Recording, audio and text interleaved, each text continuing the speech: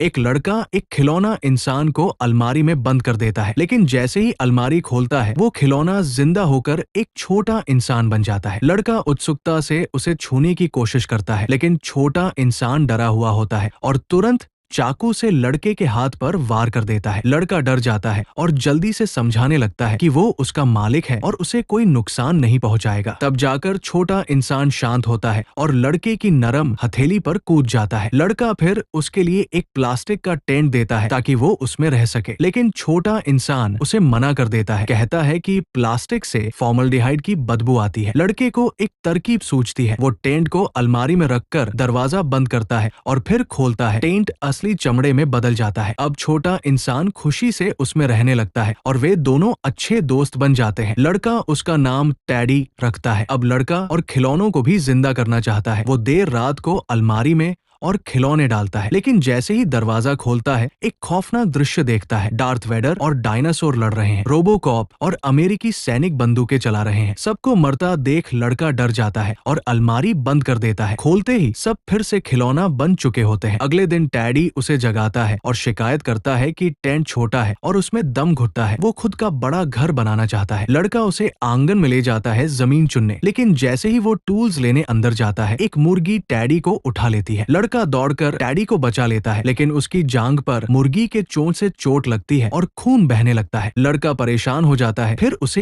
एक आइडिया आता है। वो एक डॉक्टर वाला खिलौना अलमारी में डालता है, बाहर निकालता है तो वो असली डॉक्टर बन जाता है। डॉक्टर टैडी का इलाज करता है और लड़का आवर्धक कांच से सब कुछ देखता है। इलाज के बाद डॉक्टर फिर से खिलौना बन जाता है। टैडी अब घर बनाना शुरू करता है, लेकिन उसके पास औजार नहीं है। लड़का एक योद्धा खिलौना डालता है और जैसे ही वो जीवित होता है उसका कुल्हाड़ी छीन लेता है। योद्धा को दोबारा खिलौना बना देता है और कुल्हाड़ी टैडी को दे देता है। फिर स्कूल चला जाता है। स्कूल में वो अलमारी की कहानी को निबंध के रूप में लिखता है, जिसे टीचर सभी को पढ़कर सुनाते हैं। स्कूल से लौटकर वो देखता है कि टैडी ने अपना घर बना लिया है। टैडी कहता है कि उसे अब एक धनुष चाहिए क्योंकि वो शिकार करना चाहता है। लड़का एक शिकारी खिलौना जीवित करता है और उसका धनुष ले लेता है, लेकिन बूढ़ा शिकारी डर के मारे वही मर जाता है। टैडी उसका शव पैक कर देता है ताकि बदबू ना आए। तभी लड़के के दोस्त उस घर में घुसकर टैडी के साथ खेलने लगते हैं। लड़का सबको भगा देता है ताकि टैडी की पहचान छुपी रहे, लेकिन टैडी टेबल के नीचे छिपा होता है और उसका राज दोस्त छोटा काला जान जाता है। लड़का उसे सब बता देता है। छोटा काला एक काउबॉय खिलौना डाल देता है जो घोड़े पर चढ़कर बाहर आ जाता है। लड़का काउबॉय को बचा लेता है, लेकिन वो गुस्से में बंदूक चला देता है। गोली छोटे काले के चेहरे पर लगती है, लेकिन कोई चोट नहीं होती। काउबॉय गुस्से में होता है और टैडी को मारना चाहता है। लड़का उसे उठाकर दराज में बंद कर देता है, लेकिन अगली सुबह वो भाग जाता है। टैडी और काउबॉय में लड़ाई शुरू हो जाती है, जिसमें जूते तक बर्बाद हो जाते हैं। लड़का उन्हें शांत करता है और समझाता है कि वे दोनों उसके प्यारे खिलौने हैं, लेकिन दोनों लड़ाई नहीं रोकते, इसलिए वो उन्हें बैग में डालकर स्कूल ले जाता है। वहाँ दोनों दोस्त बन जाते हैं और बातें करने लगते हैं। स्कूल के बाद